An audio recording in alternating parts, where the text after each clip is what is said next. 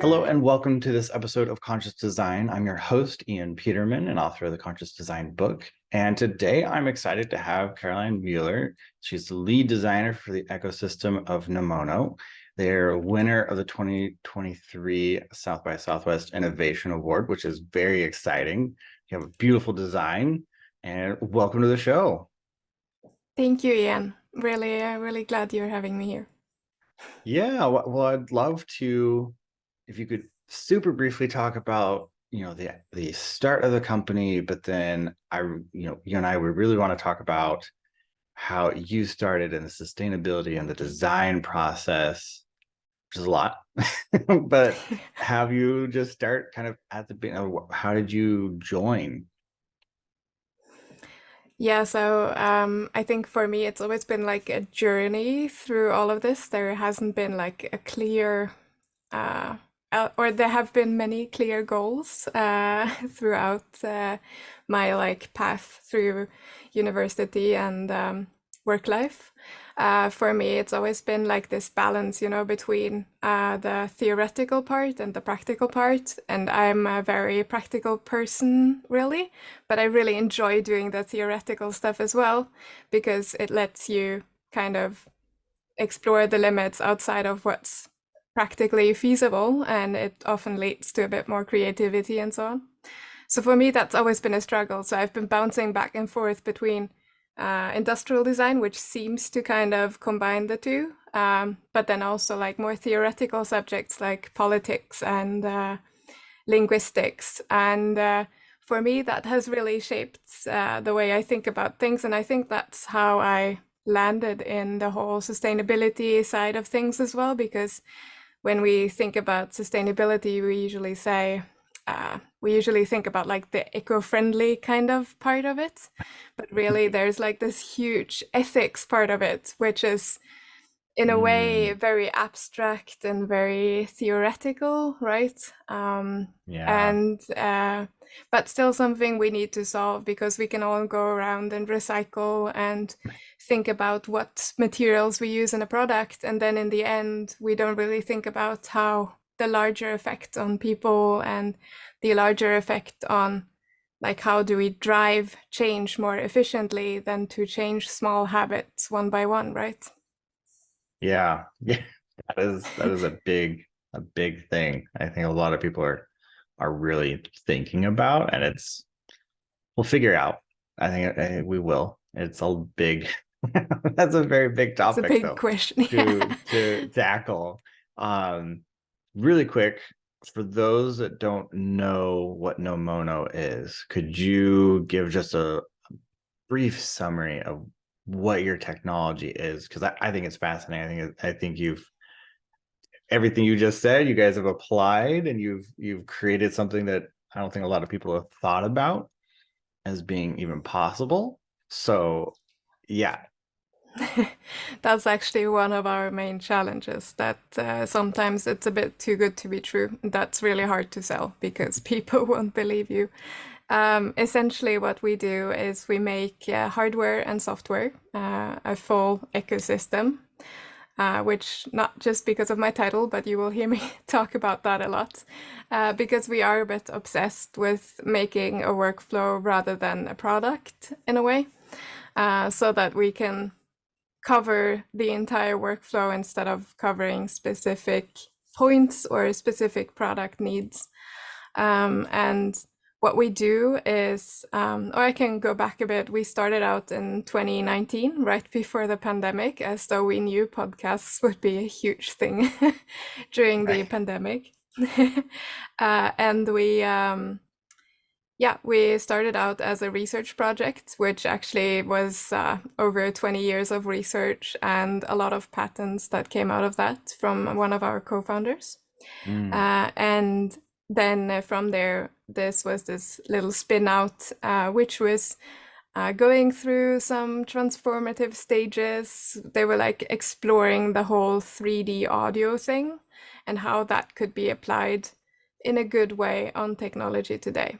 And in 2019, that was a really vague topic for most people. The whole Dolby Atmos thing was kind of up and coming, but like normal people like me wouldn't know what actually is behind there. It's like, oh, you place a few more speakers in your living room. Right. Um, Right, but right. otherwise, it was just like this abstract concept. And yeah, 3D audio is, or like as we call it now, spatial audio, which is probably more known because of Apple and Mercedes and Sonos and so on, so that have actually adapted that terminology as well. Um, wasn't really there yet, but there was definitely potential and everyone could see that. So fast forward, now we're 4 years into our startup journey, and we have developed. I actually have one next to me in the wrong colors though for the designers. um, we have developed this hardware and software platform that interact with each other. And they really work as one ecosystem. So we have created like a full workflow. It's everything from just recording professional audio by pressing literally one button, so you don't set any levels or gain or anything, and then all the way into the cloud where you can again press one button to enhance and do all the like cleanup and everything, and then you can edit soon, which is developing, but and then download and then you publish. So that's the whole premise behind this. And obviously all of this you can do in spatial audio if you want to, since our product is laid out for that. And that's amazing, right? Because it's in a box. It's one one product. You pop up, you do your recording, and you're able to create that spatial audio, which, yeah, I think it's still a right. Most people think about it and like, oh, spatial 3D audio, like it's a couple more speakers. And I still think a lot of people we're more aware of it, right? Because your AirPods could have spatial, right, the spatial setting on it, but there's a difference between clicking spatial and going, oh, that sounds cool, to actually knowing what is really happening to make make that happen, which is great. And it's crazy, you Yeah. guys, 20 years. I mean, that sounds right for a lot of people, like that's a very long time to be working on a a technology. Um, but it seems like it's paid off, right? 20 years later, it's the 20-year overnight success of Yeah. research. But it's great. And I would love to, and you touched on this a little bit, the design approach, right? Because there's definitely there's the heavy research side where it is that theoretical, nothing practical, right? You're just like, oh, it's a cool idea, and there's probably lots of math, and that's it. How have you guys been able to? Because you've taken that technology, but you guys are really thinking through that process of how to practically turn it in. You're adding more features. You're growing that system. I'd love you to talk a little bit about your design process and how you've taken that idea that no one would know what it what it means into this practical, here's the thing and it does this and you can understand it. Yeah. So I think even during the research years, there was a lot of practical stuff. Just to give Audun that credit that he That's definitely good. deserves from that time. That's Even though good. I have very little knowledge about that part of the development, so he could probably talk a lot about that in a different episode. But for us, it's really been about making something that uh, you and I can understand in an instant. So for us, it's really been about democratizing spatial audio in a way that is like more than knowledge democratizing, right? Because we see huge potential in the technology as such. Obviously, you can see the potential in having like um, yeah, a big cinema experience where you would like the voices and the noises to come from different sides, Right. to have like a more immersive experience. But there is so much more to it, and one of the things is uh, that we've been very obsessed with during this design process as well is the accessibility. And what research has been showing is that spatial audio does make it easier to distinguish voices. And if us Okay. two, we would like talk over each other right now, and we would like say two different things. If we were in the same room together with the listeners, then they could say, "Okay, I'm tuning in and listening to Ian," right? Because we have spatial abilities. Um, and that is something that we lose as soon as we go into a mono mix and publish it online, and suddenly we have this pancake effect, right, where you're just stacking noises on top of each other and you can't really distinguish it anymore. So that's been our yeah, our main goal. And it's not just because for the rare instances where we would talk over each other, but it's also for all of those instances where you're commuting, which is a huge platform for people to actually listen to, for example, podcasts. Um, so that you would be able to listen to podcasts and maybe don't have to put the volume all the way up just because you can't understand them. But spatial audio makes it actually easier to listen to content in general and to actually understand it. Not to mention people who are hearing impaired, like uh, and without having the extra bus from public transport or whatever it could be. But for us, that has really been one of the main pillars, and this whole thing has been grounded very much in design. So one of the first employees was our CDO, and now we have a team of 6 designers in total on a team of 30, oh God, 38, I think, Okay. employees, which is quite a big ratio for a small startup. Right. Uh, but a lot of that has been because we are looking for creating that experience and creating that understanding of a technology that is just not mainstream yet in that sense. Yet it will be. Yeah, it's I hadn't thought about audio because most people don't even think about this stuff of how flattening audio makes it harder to understand what you're actually listening to. Like that's a huge component.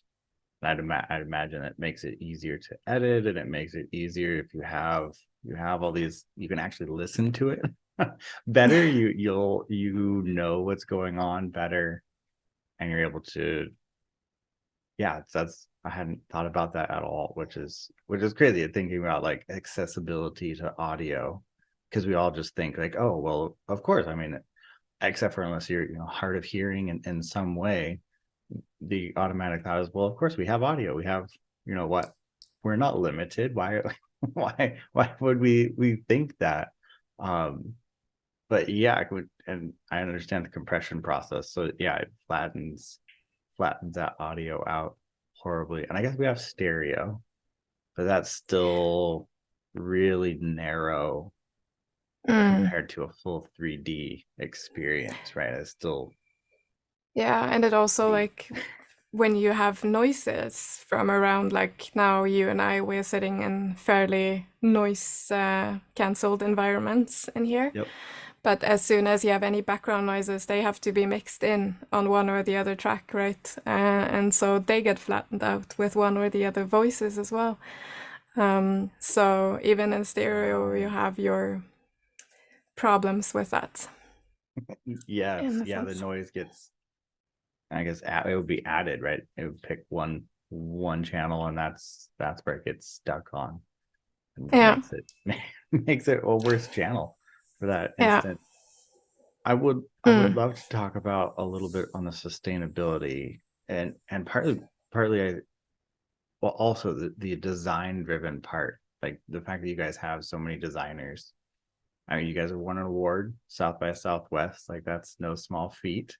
Um, mm, I think it really comes through. Like your product is really well designed. Like, and I have a design background. It's great to see that you guys are taking this technology that's hard to understand and designing it in a way that the average person who's like, I don't know, spatial audio. It's a cool AirPod setting that they told me about, and turning into this thing in that process. And you've helped run among your many hats some of the sustainability efforts. How has that played in to the design and the design thinking process? Because there's accessibility on one hand, making it actually usable, and then sustainability as well. mm. Yeah, I would say that accessibility is somehow is a category in sustainability because that's how we actually create a sustainable product that is usable for people in general and like many generations ahead. Uh, but yeah, for us, I think we started very early. This was our second year when we established the sustainability committee, and that was when I joined as well. And what we tried to do with that is to create something that is anchored in the organization because what I at least always feel, I don't know if you agree with me on this, but there is a spokesperson for sustainability and one person who makes the report, and they will go around and get information from the company for sure. But there is more like the need to report to someone rather than the ability to change something that will be reflected in a report, right? I would agree That's with that. that's at least how I've been experiencing it, and I feel like yeah, we should have some kind of shift in that. We have a very like we are very aware about like how you structure companies in general, and we have people who are very passionate about that in our company. And so a lot of that, like thinking about having a flat hierarchy and all of that, was kind of inspiring this work as well. So what we tried to do was to create this, we call it the ethics league to sound a bit cooler. uh, to create this like group of people who are coming from different sides of the company and who all have like skills that would fit into this group, but there shouldn't be like we wanted to make, obviously we were 20 people at the time or something when it was established, so we couldn't have everyone in there, for like many reasons, and also because we're a startup and we have limited resources, of course. But we tried to make it like a mix, and so what our goal was to create like that everyone who has like somehow a decision power that could be affected by like a sustainability thought or ethics thought, that person, that one of those people would be in that. So we started out with 5 people that were like representing supply chain, mechanical engineering, software. Let's see. I hope I don't forget anyone. No, we were actually 4 maybe. I really hope I didn't forget anyone. That was in the start at least. But we were very like focused on having the all the corners, and then I was there from design just to like ensure that we would follow through from start to finish as well, so that we would, the first Mm, concepts that we would make would be coherent with the story that we tell at the end, right? that's so So that important. was, You need that yeah, person. Otherwise you fall off path somehow every time. yeah. And it is hard to keep track even if you have that person, because there are a lot of thoughts and there are a lot of good thoughts, let's be honest.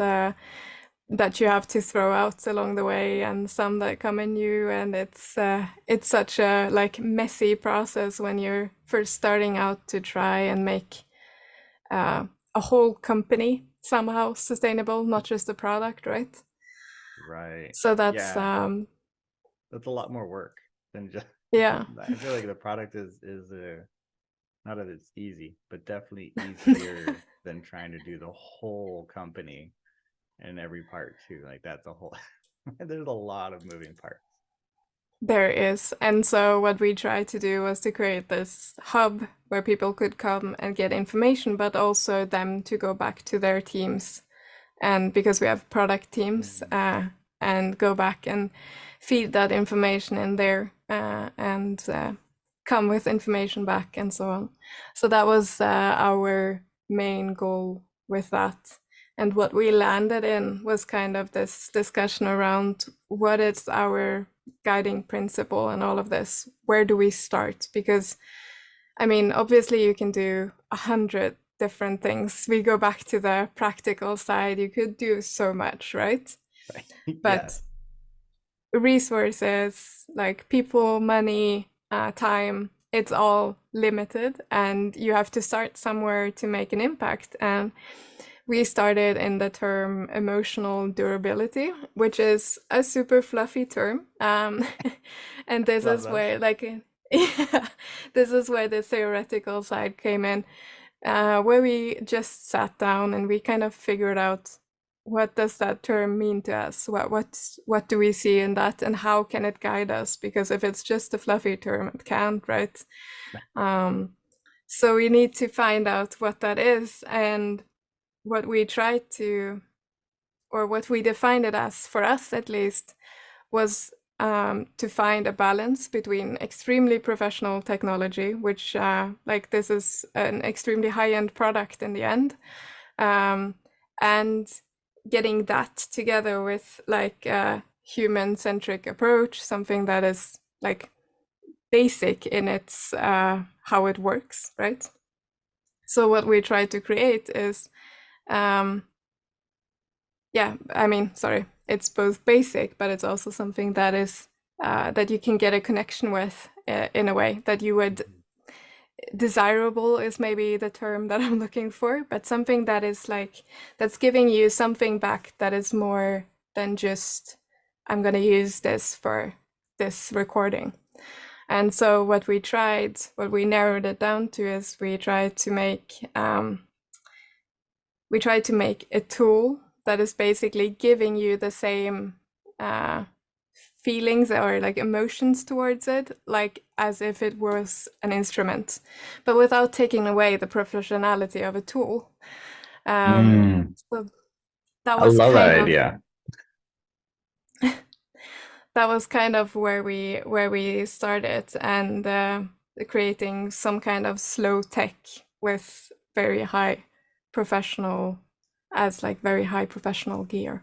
Hey, it's Ian here. So glad you're enjoying this episode of Conscious Design. If you want the full scoop on conscious design, what it is, how we do it, how you can do it, then check out our book. We wrote it so creative entrepreneurs like you can code social and environmental responsibility right into your brand's DNA. You can download the first chapter for free. Link is in the description. Enjoy the rest of the episode. Don't forget to like, subscribe, and share.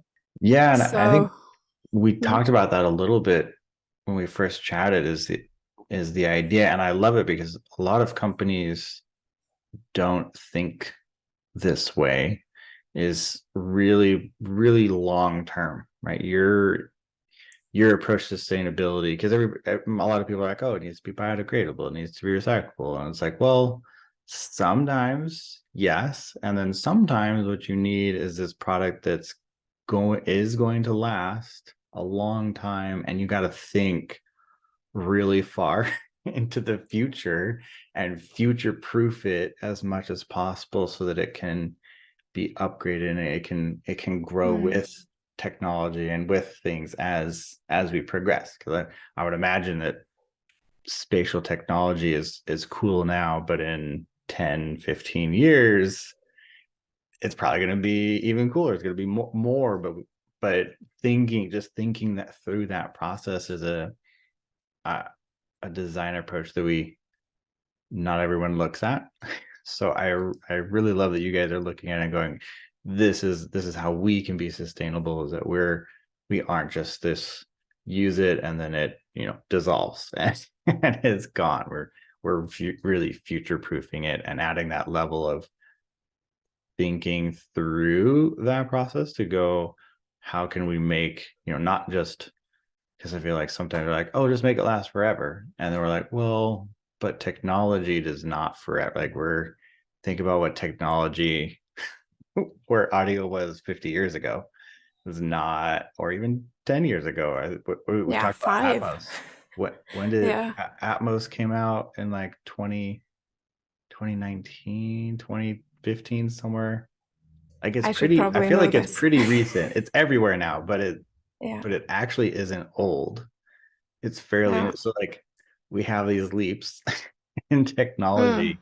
And yeah, you're thinking through that process is unique. I think it's good. More people need to do that. But it's great I to see agree. you thinking through it.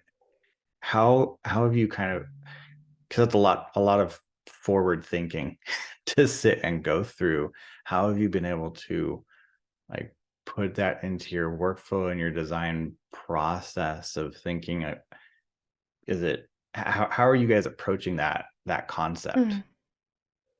So if we're thinking very like hardcore industrial design side and like the mechanical engineering side, then our approach has been to interpret this, what we've made of the emotional durability term, has been twofold. One has, of course, been very like what you would think like classic sustainability thoughts. So we minimize gluing or like other permanent joining. We Mm, instead use screws and hide them well so that it still looks exclusive, but it's easy to access and exchange the batteries, for example. And all of that so that you have like a good foundation for us to build that platform on. And if we were to make other products in the future, we have already the learnings in behind us for that. But then we also have emotional durability, since it has this side of the like the emotional side, which also again is a bit more like a theoretical side. yeah. That's a bit like you're saying. It's a bit like foreshadowing. It's a bit looking into the future, which you can't, but you can make some guesstimates, right? Yeah. And Yes. so our goal was to make it something that you would form a bond with beyond, as I said, like a bit more like an instrument than a tool. And so that is actually one of the things why it's round. So that was a very leading thought for that. That we wanted Mm, to make something that you can gather around, where it's not you are the interviewer, so therefore you're sitting with a board full of knobs and fancy tech and stuff like that. right. Uh, but rather we are making a conversation together, and that conversation is centered like around this item, this portable studio, I guess. And then there are a lot Yeah. of like small things, like I don't know if this is gonna be, if you can hear this, I'm gonna open the clamp next to the microphone. So it's like it's a lot of like small things where we have tuned a lot and made like these so Mm, that it sounds right, that the resistance is right. And the same goes for the microphones, which are like inserted into this tray, and that also, let's see, let's do this again. That also click in, right, mm, into the because they have a little magnet inside, and it's like it's a lot of these like tiny interactions that we've been very very detailed and very thorough about to make it work. And the same goes for this one. It's also like it's small things, but it's really important for like or for me at least, for like the overall impression, the pogo pins on the bottom side of the space recorder, this is the ambisonics microphone. Those go like in any direction into this tray, so you could place it like in any direction you want into it, which also is this like making it accessible to anyone, right? To Right. put it in there. So that is really a few things that we've been thinking about, like from the mechanical side, and then also from the like emotional design side. Yeah. Yeah. I love that term. I love the term emotional durability, because and tying it to an instrument, because you think about, because I grew up playing instrument. I played the piano and I played the violin, which I still have my violin, and I will Yeah. probably, I will forever. But it is that emotional. It's more than just like, if I lost a hammer, I'd be like, yeah, whatever. But I would actually be sad if something happened to my violin. Like, there is that emotional tie to it in some way. So I love that how you described it is, I understand it perfectly. Which is great. I love that idea of thinking of how do you make something a product, because it is like, right, we have what you're willing to throw away too, right? That is part of sustainability. If you don't care about it, then you're not going to worry as much, right? About, do I recycle it? Do I keep it? Do I take care of it? Because it's going to last a long time. If you don't care about it, you're not going to you're not going to do anything. Or Yeah. it'll be just a by rote, like, oh, I recycle it because I recycle it. Not, I love it and I want to keep it, and it's does what I want it to do, and I get used to the sounds and the interaction, and I enjoy, right? Because you're thinking about, like, how do we make it enjoyable? Like, just pulling it apart, putting it back together. How do you make that enjoyable so that you're like, yeah, I want to do this. This is fun. I always enjoy even just the act of popping off the cover. Like, that's just cool. Yeah. And tying it, which is great. I mean, it's very few people go through that design thinking process. So it's great to have you sharing what you're doing and how you're thinking through it, because I think a lot of brands would really benefit from thinking through this emotional attachment side of how do you, and it ties in with sustainability. How do you care, right? You got to care about the product, Yeah. otherwise you don't. Yeah.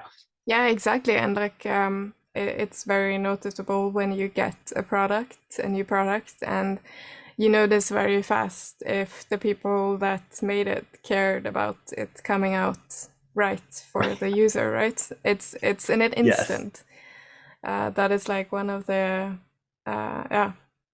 first things I notice at this point, at least when I get a new product of any sort, and especially tech products, and especially when it comes to sound equipment. There is still this. Now, this is a bad example because this prototype is black, but I will tell you in a second that that's also a sustainability factor. But you always have these like black, very advanced looking gear types when you talk about audio tech, right? So the more advanced it looks, the more professional you are in a way. And I mean, Right. that's something that we've seen it in most tech industries, right? And nowadays, like the sleeker a laptop or a phone is, the better, because Yep. it means you don't have to do extra work to get to the same place as somebody who does the extra work Right. just because they have the knowledge, right?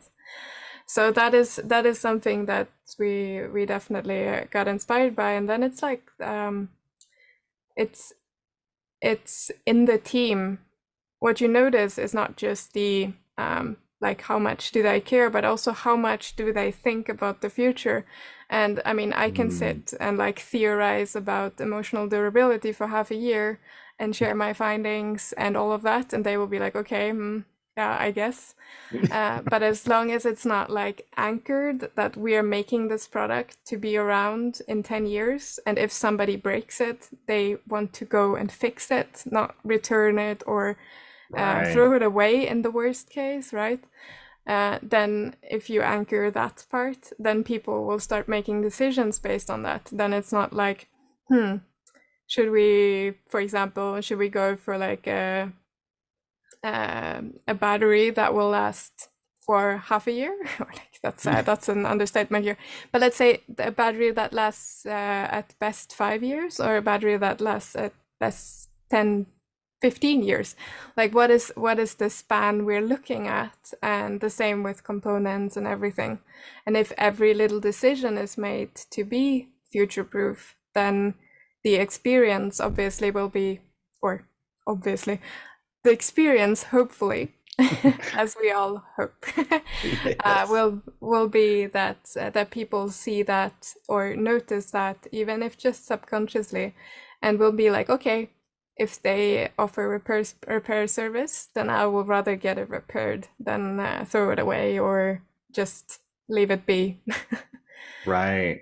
Yeah, I feel like there's some brands that have that. I think like KitchenAid products are pretty well known because they're very durable and you just repair them, right? They're Yeah. whatever they've done in terms of explaining their brand and showing people and having it available, you don't usually just see those thrown away. You see them, they get shipped and they get repaired. And it's like, oh, we've had this for 25 years. Yeah, the motor might have been replaced, like this, whatever, but it's still there. And there's this thought that when you purchase it, like this is an investment too. And I think that kind of Yeah. thought process is it's right. You're not just like, oh, I'm just gonna buy this cheap thing and it's gonna whatever. It's like, oh no, I'm gonna save up. I'm gonna do whatever. I'm gonna buy this thing and I'm going to repair. If it breaks, I'm not gonna throw it away. I'm gonna repair it. And I think you've summed up, like they've done that and other brands have done that, but I think you've summed it up in a very, I just love your term for it, because I think it captures that, right?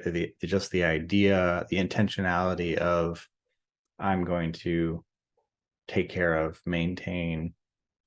There's more emotion attached to it than just I bought a spoon. I lost the spoon. Like that, and it's not important at all. Which is great. It's great. I love it. Yeah.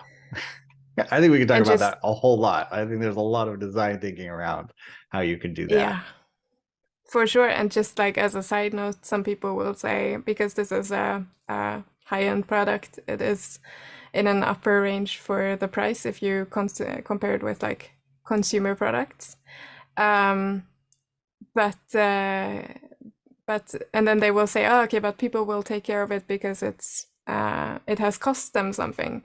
But like you were saying with the KitchenAid things, it's usually not because of that. If you buy a MacBook, there will be a certain time where you take very good care of it, like approximately a week. And then you start to realize that this is an object that I use, so I'm gonna start using it, right? Right.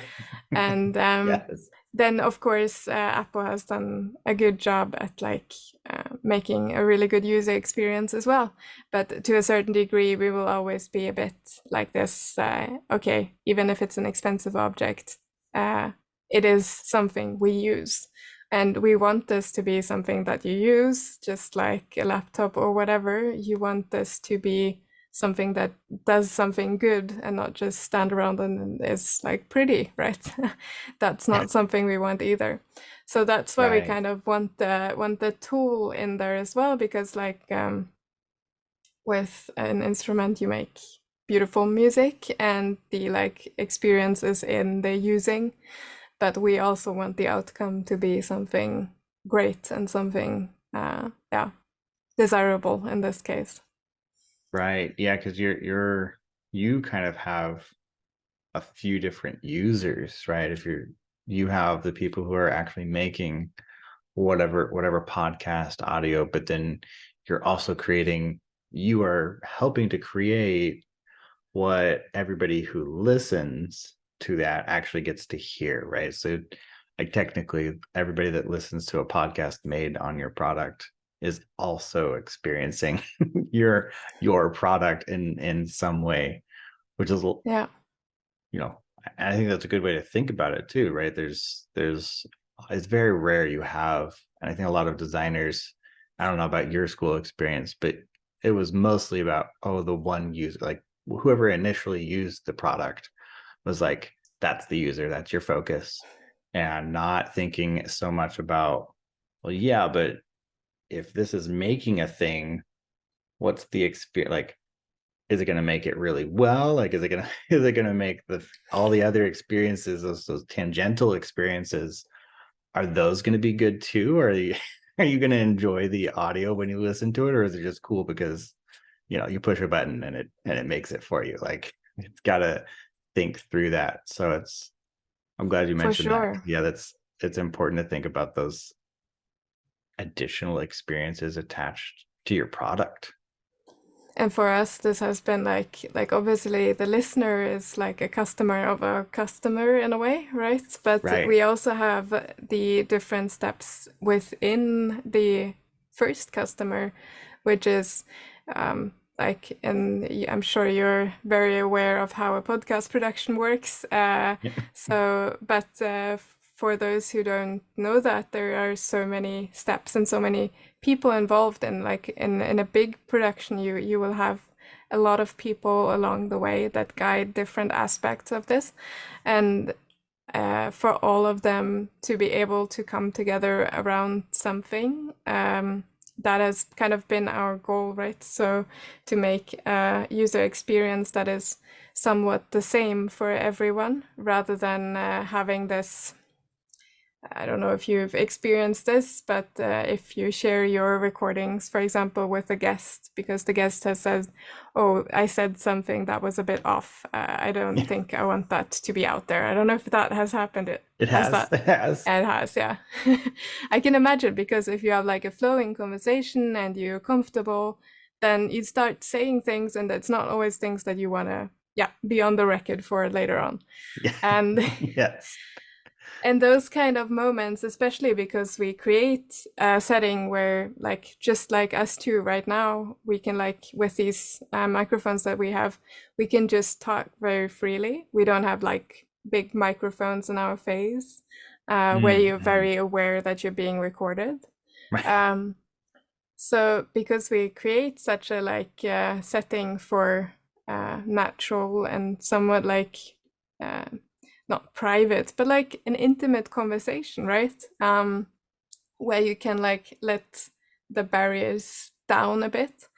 Yep. You do want to have the opportunity to say in hindsight, "Oh, okay, that was really not something I wanted to say," and then it starts, right? Because then you have a file of like an hour, and I want to delete something in the middle, and I don't know where it was anymore, and you don't remember which exact part. Yes. And so you will either share the entire file with me, or you will go through and then you will share like a section with me. Alternatively, when I have received the file, I will come back to you with a time code, and you have to go in, find the time code, and all of that, like the experiences around making a podcast that aren't necessarily like the part that we're doing right now, right? Which is No, this is the so fun much part. fun. Yeah. Right.